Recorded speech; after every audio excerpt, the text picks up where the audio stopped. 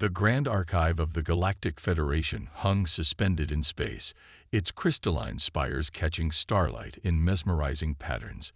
Within its most secure chamber, Senior Archivist Velura's tentacles trembled as she reviewed the sensor data for the 12th time.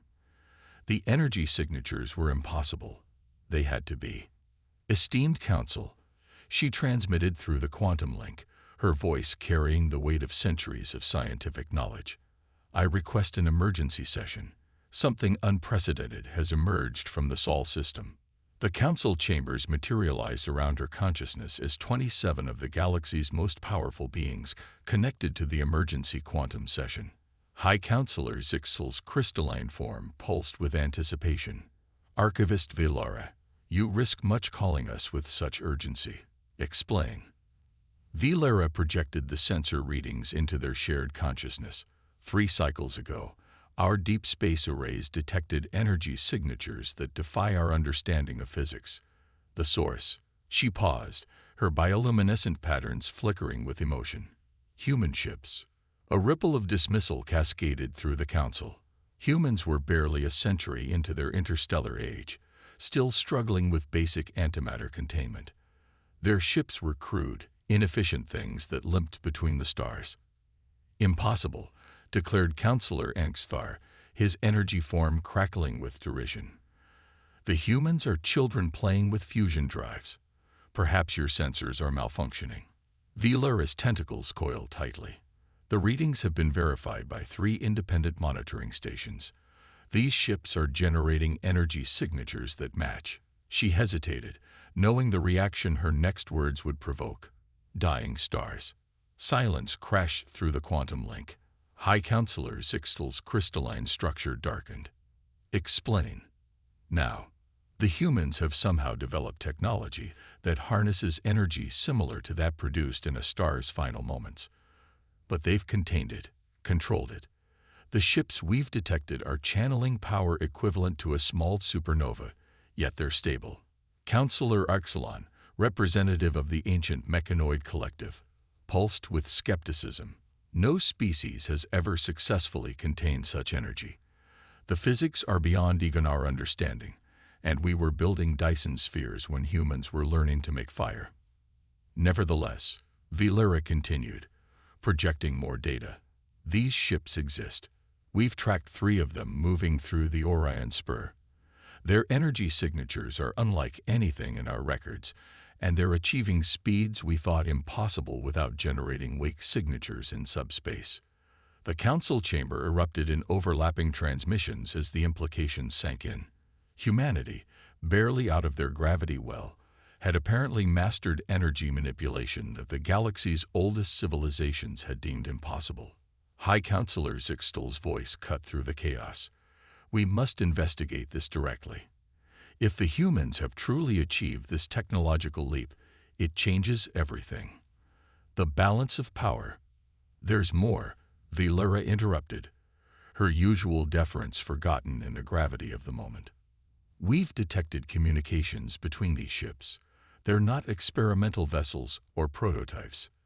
The humans refer to them as their Helios-class ships, and there are references to an entire fleet.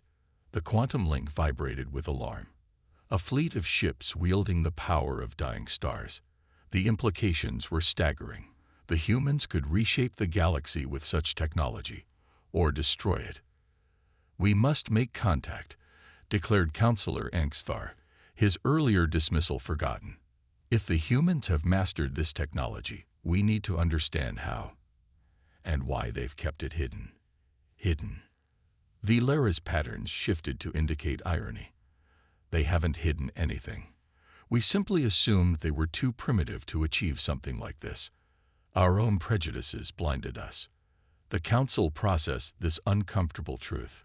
For decades, they had dismissed humanity as an upstart species, watching their clumsy attempts at interstellar travel with bemused tolerance. Now, those same primitives had apparently mastered technology that shouldn't be possible. High Counselor Zixel made his decision. Prepare a diplomatic vessel.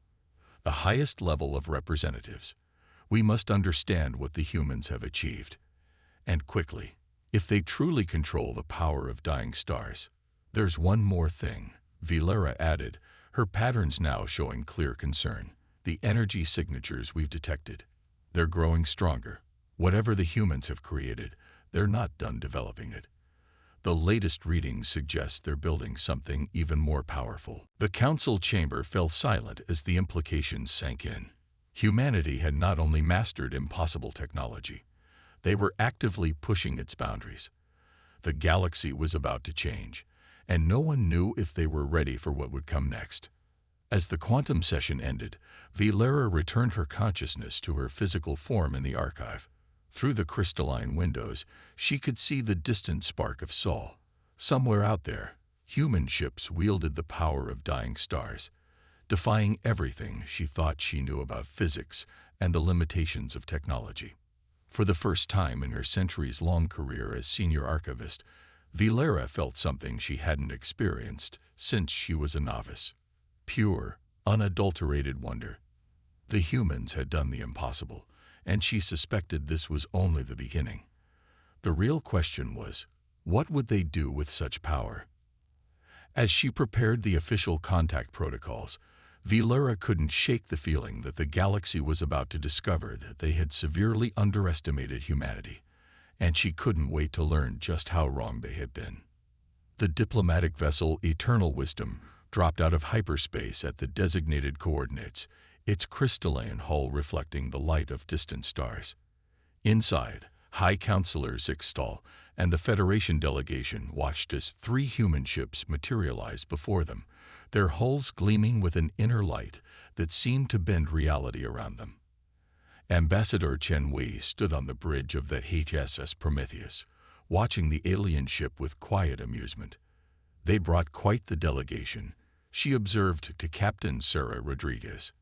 I count at least 12 different species energy signatures aboard that vessel. Rodriguez nodded, her dark eyes fixed on the tactical display. The Federation ship was impressive, nearly 3 kilometers long, built with technology that had taken alien civilizations millennia to perfect. Yet compared to the Prometheus, it might as well have been a rowboat. They're hailing us, the communications officer reported. Let's give them a proper welcome. Chen smiled. Open channel. The holographic display sparkled to life, revealing the Federation delegation. High Counselor Zixtal's crystalline form dominated the center, flanked by representatives from across the galaxy. Their expressions, those who had recognizable faces, showed a mixture of curiosity, concern, and poorly concealed fear. Greetings, representatives of Earth, Zixtal began, his translated voice carrying carefully measured diplomatic warmth. We are honored to. My apologies for interrupting, High Counselor. Chen cut in smoothly, but before we proceed with formal diplomacy, my government has authorized a demonstration. We believe it will help frame our subsequent discussions more productively. A ripple of unease passed through the alien delegation. This wasn't how first contact protocols were supposed to proceed. But before anyone could object, Chen nodded to Rodriguez. Initiating quantum fusion cascade, Rodriguez announced. Helios drive engaging at 10% capacity. The space around the 3 human ships began to warp. Stars seemed to bend toward them, as reality itself twisted to accommodate the energies being channeled. The Federation sensors went crazy, recording power levels that shouldn't have been possible in ships that size. Impossible, one of the alien scientists whispered. They're containing the energy of a stellar core in a ship barely 400 meters long. 20% capacity, Rodriguez continued, her voice steady despite the tremendous energies her ship was channeling. The Prometheus began to glow, not with simple bioluminescence or shield effects, but with something deeper. It was as if a piece of a star had been captured and tamed, its power focused and controlled with perfect precision. How? Demanded another council member, their tentacles writhing in agitation. The containment field requirements alone mulled. 30%. The Federation sensors overloaded. Their most advanced detection equipment, capable of analyzing the heart of a supernova, simply couldn't process what they were seeing. The human ships were now putting out more energy than some small stars, yet their crews seemed completely unconcerned. "This is merely a fraction of our capability," Chen explained calmly, as if discussing the weather. "The Helios drive can safely channel considerably more power, though we'd rather not risk damaging your sensors further with a full demonstration." The Federation delegation sat in stunned silence. Decades of dismissing humanity as primitive newcomers to the galactic stage crumbled in the face of what they were witnessing. "How did you achieve this?" Zixtel finally asked, his crystalline form vibrating with barely contained emotion. "Our civilizations have studied stellar physics for millions of years. What you're doing should not be possible." Chen's smile widened slightly. "Necessity, High Counselor.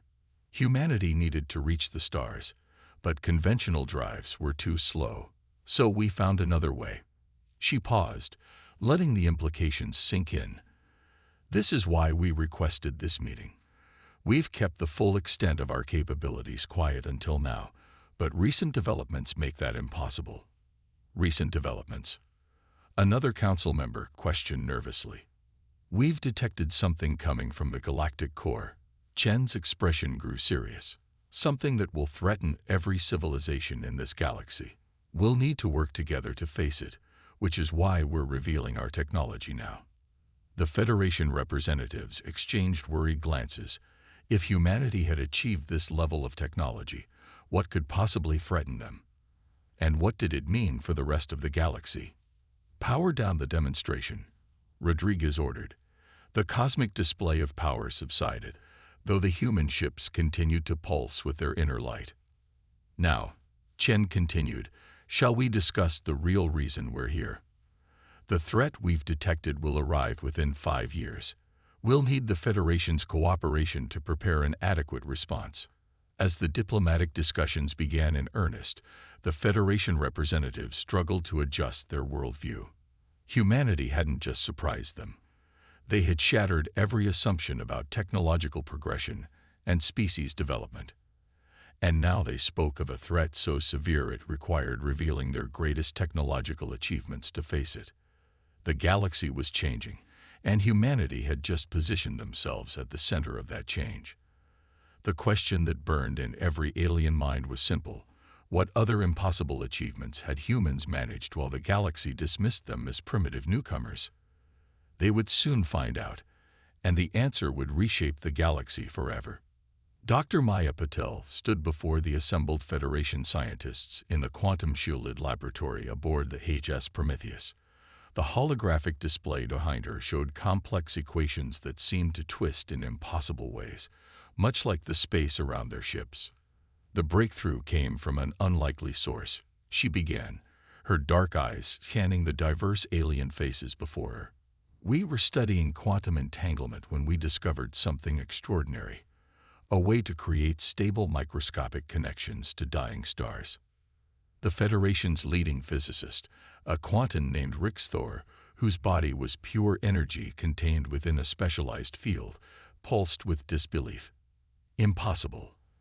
The energy requirements alone would be astronomical." "Yes," Maya interrupted with a smile, "if we tried to do it the way you're thinking. But we found something new." She gestured, and the holographic display shifted to show subatomic structures. "We call it quantum stellar bridging." The laboratory erupted in murmurs as the aliens processed what they were seeing. The equations described something that shouldn't exist: stable wormholes smaller than an atom, connecting directly to the cores of dying stars. "Each Helios drive contains millions of these quantum bridges," Maya continued. "They're connected to carefully selected stars in their final stages, drawing off energy that would otherwise be lost to space. We're not creating the power, we're harvesting it from stars that are already dying." High Counselor Zixtel's crystalline form darkened with concern. "The implications, the ability to harness such power, is precisely why we're revealing this now," Ambassador Chen interjected from her position near the door. "Show them the rest, Dr. Patel." Maya nodded grimly. The holographic display shifted again, now showing the galactic core. 3 months ago, Our quantum bridges detected something disturbing. The space around the core is changing. Reality itself is being warped on a scale we've never seen before. The alien scientists leaned forward, their various sensory organs fixed on the display. The data showed massive distortions in space-time, spreading outward from the galaxy's heart like ripples in a pond. At first, we thought it was natural, perhaps some new phenomenon we hadn't encountered before, Maya continued. But then we detected patterns. Whatever's causing this isn't natural. It's deliberate. Deliberate. A mechanoid scientist's optical sensors wear it as they process the data. You're suggesting some intelligence is manipulating space at the galactic core. Not suggesting, Chen corrected. We're certain of it. And based on the scale and pattern of the distortions, they're preparing for something big, something that will affect every civilization in the galaxy. The hologram zoomed in on particular regions of distorted space, highlighting complex geometric patterns that couldn't be natural. The Federation scientists fell silent as they recognized the implications. Our models suggest we have 5 years before whatever they're planning reaches critical mass, Maya explained. The good news is, our quantum stellar bridging technology might be the key to stopping it. The bad news. She paused, her expression grim. We'll need help. A lot of it. What exactly do you need from the Federation? Zixtal asked, though his tone suggested he already knew the answer. Resources. Knowledge. Cooperation. Chen stepped forward. Our ships can channel the power needed to counter these distortions, but we need the Federation's expertise in large-scale space manipulation.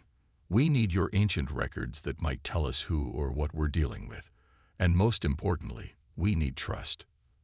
The Federation representatives exchanged glances. Humanity had hidden their true capabilities for decades, and now they were asking for trust. We understand your hesitation, Maya added softly. But consider this, we could have kept this secret.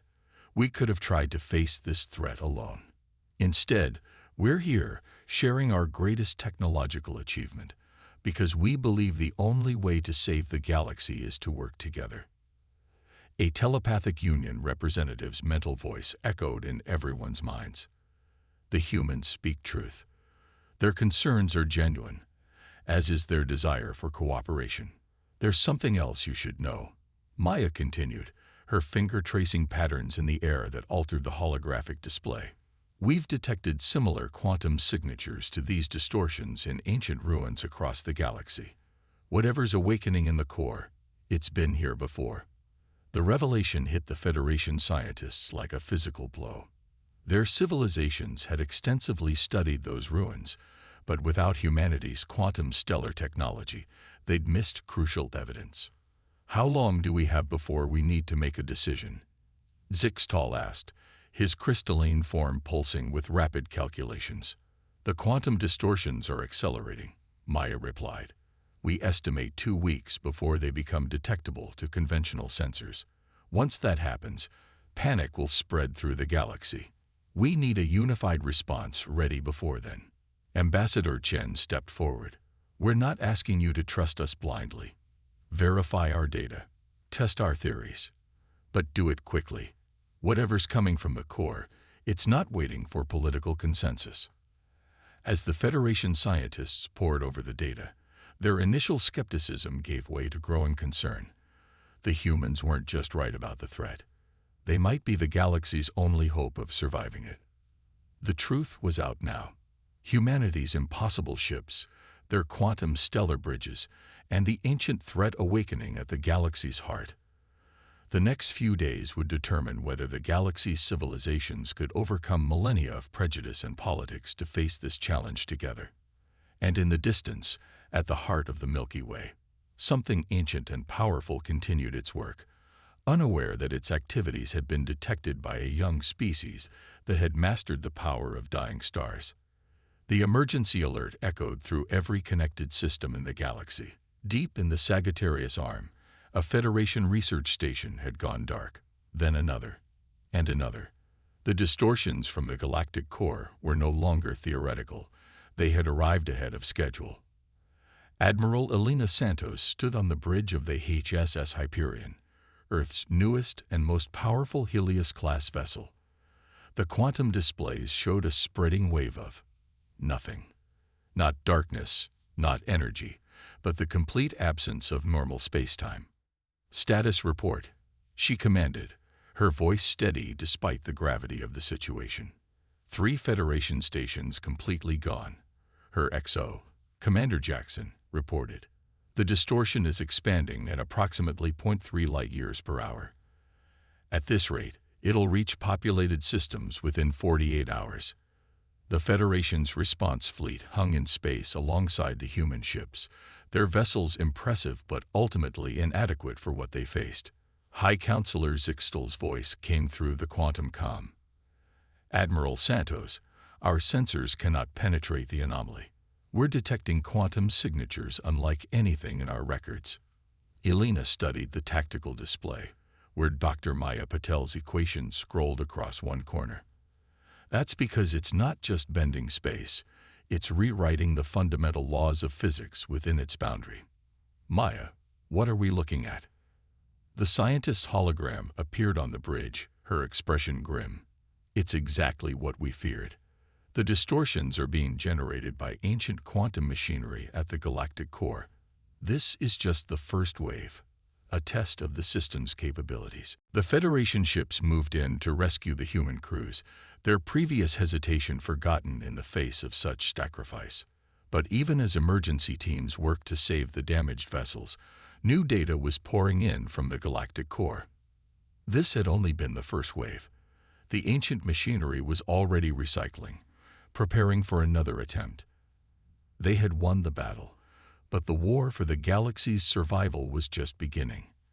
And now, they knew the cost of victory.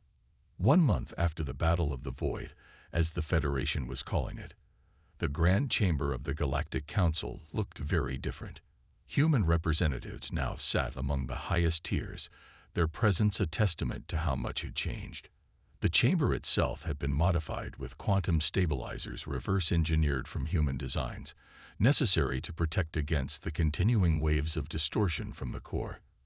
Admiral Elena Santos, still bearing burned scars from the battle, stood before the assembled representatives of every spacefaring civilization. Behind her, a massive hologram showed the galaxy's core, now wrapped in a network of quantum detection buoys. "The ancient machinery remains active," she reported, her voice carrying the weight of hard-won experience. "But thanks to our combined efforts, we now understand its purpose. And that knowledge is troubling." Dr. Maya Patel stepped forward, her modified quantum interface allowing her to manipulate the holographic display with thought alone. The image zoomed in on massive structures buried deep in the galactic core, now visible thanks to the combined sensor technology of humanity and the Federation. "The machinery isn't a weapon," Maya explained. "It's a quarantine system. It was built to contain something far worse than the distortions we encountered. Something that's been imprisoned in the core for millions of years." High Counselor Zixtal's crystalline form pulsed with concern. What could be so dangerous that it required such extreme measures to contain? "We've translated some of the quantum signatures," Maya continued. "They tell a story of an ancient species that achieved what we thought impossible. They learned to manipulate the fundamental constants of the universe itself. But their experiments went wrong. They created something that began to devour reality itself. The machinery was built to contain it, powered by the energy of the galactic core itself." The chamber erupted in worried murmurs. Ambassador Chen, now serving as humanity's first representative on the High Council, raised her hand for silence. "The system is failing," she announced. "After millions of years, the containment is breaking down. What we encountered was just the automated system attempting to reinforce the barriers. But each attempt weakens the machinery further. Then we face a choice," Elena continued. "We can evacuate the galaxy, though our models suggest we have less than a decade before the entity spreads beyond the Milky Way. Or, prompted a dozen voices. Or we can attempt something unprecedented. A collaboration between all our civilizations to create a new containment system, one that combines humanity's quantum stellar bridging with the Federation's mastery of large-scale engineering. The hologram shifted to show a massive structure, a blend of human and alien technologies designed to wrap the galactic core in a permanent quantum barrier. "We're calling it Project Dawn," Maya explained. "It will require resources beyond anything our civilizations have ever committed to a single project. Every Helios-class ship we can build, working in concert with Federation technology. A network of quantum stellar bridges spanning the entire galaxy, channeling the power of thousands of dying stars. The cost will be astronomical," Zixtal observed. "The cost of failure would be infinite," Chen countered. "We've run the simulations. If that entity escapes, it won't just destroy our galaxy. It will spread, consuming reality itself, until nothing remains." Elena stepped forward again. "A month ago, we proved that when we work together, we can achieve the impossible. Humanity brings our quantum stellar technology, but we need the Federation's experience, your understanding of technologies we're only beginning to grasp. This isn't just about survival anymore. It's about taking responsibility for our galaxy's future." The chamber was silent as the implications sank in. This wasn't just a defensive measure. It was a transformation of galactic civilization itself. The barriers between species and cultures that had stood for millions of years were falling in the face of this common threat. "There's something else," Maya added, her expression brightening. "The research we've already done together has yielded unexpected benefits. We found ways to improve the efficiency of our quantum bridges by 300%. Federation scientists have helped us understand aspects of stellar physics we never imagined. Together, we're not just surviving. We're advancing faster than either of us could alone." The vote, when it came, was unanimous. Project Dawn would proceed, the greatest engineering project in the history of the galaxy. But more than that, it represented a new era of cooperation and advancement. As the session ended, Elena stood at one of the chamber's great windows, watching ships of all designs moving through space. Human vessels with their characteristic quantum glow worked alongside Federation ships, sharing technology and techniques that had been closely guarded secrets just months ago. "Did you ever imagine this?" Chen asked, joining her at the window. "When we first developed the Helios drive, did you think it would lead to this?"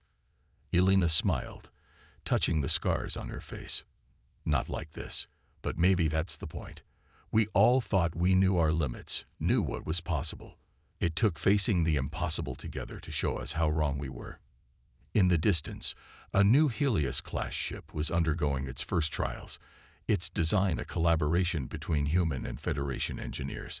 Its quantum glow was steadier, more controlled than the earlier models, a symbol of what their civilizations could achieve together. The ancient threat still lurked in the galactic core, but they would face it united. Humanity had brought the power of dying stars to the galaxy, but the Federation had brought the wisdom of ages. Together, they were writing a new chapter in the story of the cosmos. And as the first components of Project Dawn began construction, as ships of all species worked side by side to ensure their common future, one thing became clear: the galaxy would never be the same. They had glimpsed the true face of the impossible, and rather than turn away, they had chosen to face it together. The dawn of a new age had begun.